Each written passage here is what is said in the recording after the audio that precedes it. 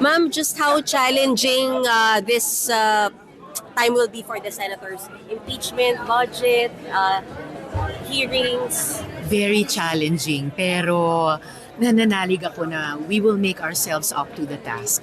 So handa na kami ngayong linggo na sa pagpapatuloy ng impeachment trial, isagawa pa rin yung schedule ng regular sessions na in-announce ni SP. And of course, pagpasok na sa budget hearings, triple na task, pero gagawan po namin ng paraan. Matupad pa rin yung tatlong tungkuling iyon. Paano nyo mapaprioritize yung sa economy? Kasi sabi, lalo yung sa budget, yung sa bawas ng buwis, and you have impeachment as well. Right. Well, pero tama yung sinabi ni SP sa opening statement niya nung session namin ngayon.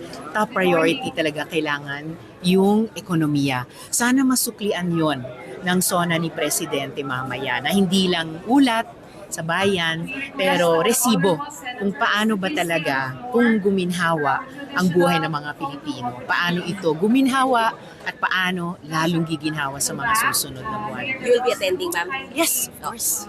Salamat, Event ma'am. namin yun guest speaker si Presidente.